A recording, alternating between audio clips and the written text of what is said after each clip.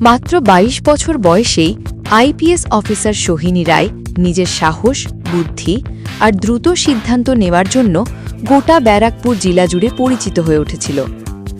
ফর্সা গায়ের রং, দৃঢ় চোখ আর খাকি পোশাকে তার উপস্থিতিতে একটা আলাদা আত্মবিশ্বাস ছড়ে পড়ত।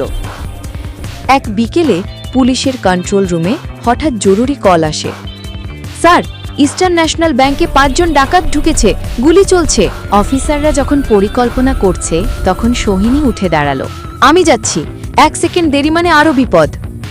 বুলেট প্রুফ ভেস্ট পরে সার্ভিস পিস্তল হাতে নিয়ে সে দ্রুত বেরিয়ে গেল। ব্যাংকের সামনে পৌঁছে সোহিনী দেখল চারদিকে হইচই, লোকজন দৌড়াচ্ছে, গুলির শব্দে সবাই ভয়ে জমে গেছে। সেই মুহূর্তে ব্যাংকের গঠন এক নজরে দেখে ফেলল। ২টি দরজা, পিছনে সরু গলি আর পাশেই একটা কাঁচের জানালা।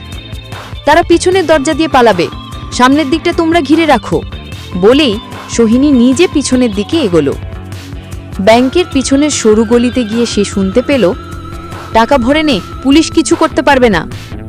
সোহিনী ধীরে ধীরে পাশের পাইপ বেয়ে উঠল আর এক লাথিতে কাঁচের জানালা ভেঙে ঢুকে পড়ল।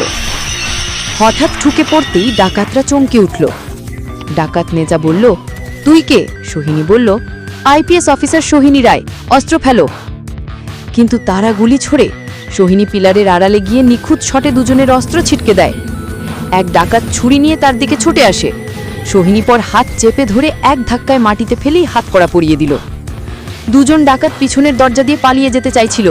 সোহিনী দৌড়ে তাদের পিছনে ছুটল।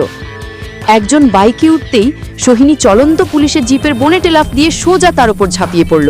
সে মাটিতে ধপ করে পড়ল। শেষ ডাকাত বাইক স্টার্ট করতেই সোহিনী পাশে পড়ে থাকা নির্মাণ সাইটের মোটা দড়িটা তুলে লাসোর মতো ছুড়ে দিল। দড়িটা সোজা গিয়ে তার হাতে জড়িয়ে গেল আর ডাকাত মাটিতে পড়ে গেল। মাত্র কয়েক মিনিটে ৫ জন ডাকাতই আটক। ব্যাংকের কর্মীরা হাততালি দিয়ে স্বাগত জানালো সোহিনীকে।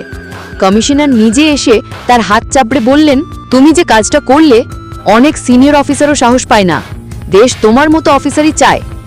সোহিনী হালকা হেসে বলল, আমি শুধু আমার দায়িত্বটাই পালন করেছি স্যার। মাত্র ২২ বছরেই সে প্রমাণ করে দিল, সাহস বয়সে নয়, মনের শক্তিতে। ভালো লাগলে লাইক ও সাবস্ক্রাইব করতে ভুলবেন না।